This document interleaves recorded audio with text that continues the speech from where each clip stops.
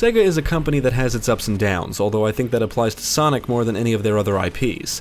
Whether they act as a developer or publisher, Sega has brought us some good stuff. Sonic, Outrun, Streets of Rage, Afterburner, and the list goes on. Sega has had quite the history, and one of the games to celebrate that history is Sonic and Sega All-Stars Racing, which was published by them and developed by Sumo Digital. It was released for PC, Wii, PlayStation 3, Xbox 360, and DS in 2010. I nabbed a copy for 360 when it came out, but I didn't play it much. I forget why, because I remembered it being pretty good. All-Stars Racing brings many beloved Sega franchises together, including Sonic, Billy Hatcher, Jet Set Radio, Super Monkey Ball, Shenmue, Crazy Taxi, and House of the Dead, among some others, and the console versions received exclusive DLC like additional characters.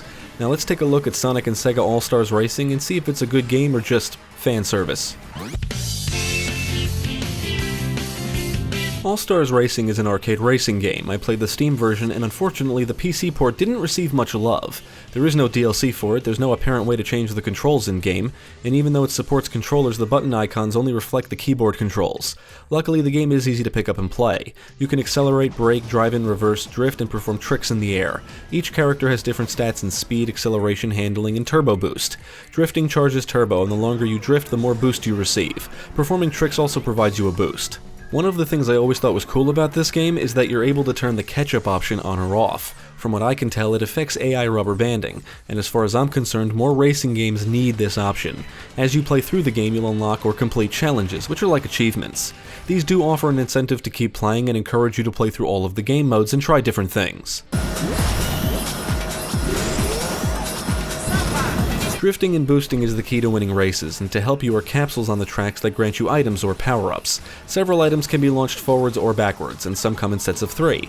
If you've played other racing games like Mario Kart or Crash Team Racing, a lot of these items should be familiar. You can launch rockets, speed shoes grant you a boost, you can unleash bowling bombs, fire KO gloves, and lay down mines. If you leave a pocket rainbow on the track and a racer drives into it, their view is obstructed.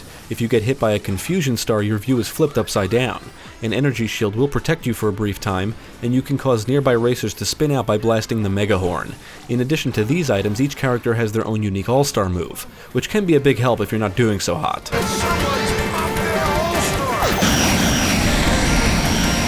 There are 3 difficulty modes to select from depending on the game mode. Single-player modes include Grand Prix, Single Race, Time Trials, and Missions. There's also a split-screen mode which supports up to 4 players. I was a little surprised to see that there's no online multiplayer component. Most of the characters and courses or tracks need to be unlocked or purchased with Sega Miles, and miles are earned by basically just playing the game. You're rewarded with miles at the end of races, cups, time trials, and missions. Not only can you purchase additional characters and tracks, but also music, and when starting a race you can switch between any of the songs you've purchased for the track.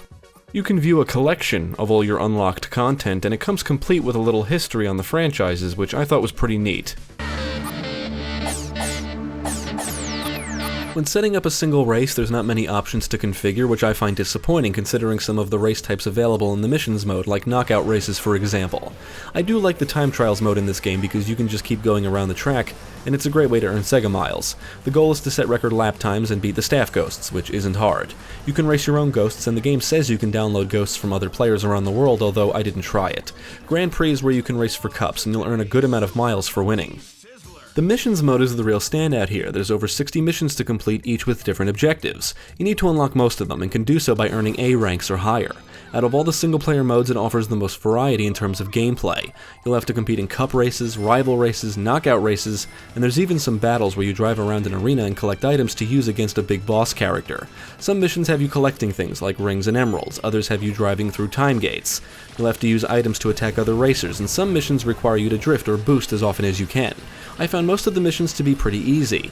It wasn't until the last 10 or so that I had to retry certain missions multiple times to earn an A ranking or higher.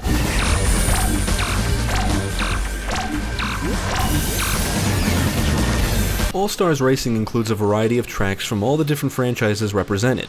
Boost pads, jumps, and inclines are scattered around the tracks, and you can utilize shortcuts. A good way to memorize a track layout or practice is in the time trials mode, although the track would need to be purchased or unlocked first. Whether you're playing through the missions or Grand Prix modes, the early tracks are easier to navigate than some of the later tracks. The Super Monkey Ball tracks are easily the most difficult ones because of all the sharp turns and branching paths. However, once you memorize the layouts of these, they're not so bad.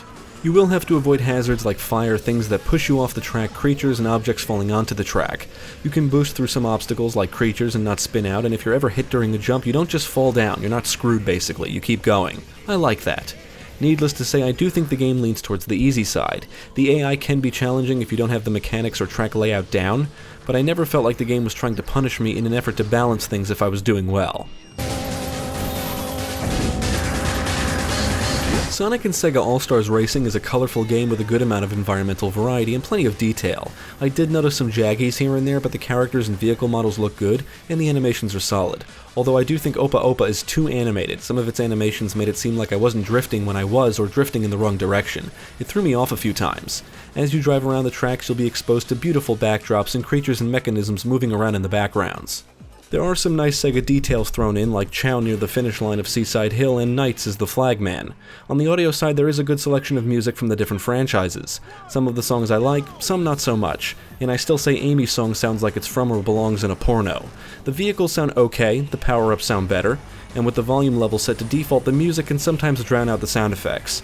There is a commentator that comments on what's going on during races, and he's both informative and humorous. On the technical side, I did encounter some issues. The game crashed on me a few times, and every now and then the audio would just cut out. Welcome one and all to Curient Mansion, today's venue for one sizzler of a race.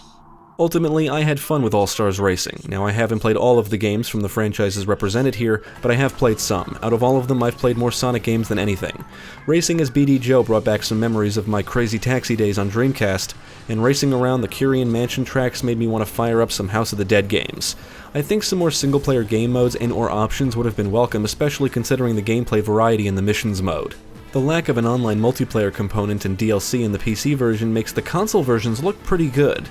I found the missions mode to lean towards the easy side, but there is a lot of them, and throw in the Grand Prix Cups, challenges, and unlockable content, and the game should keep you coming back for a while.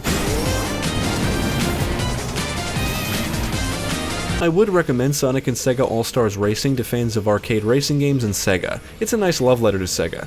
I think for the time this released, it was a good alternative to Mario Kart and is very accessible. It is a bit tame, but there's a lot of fun to be had here. Definitely check it out.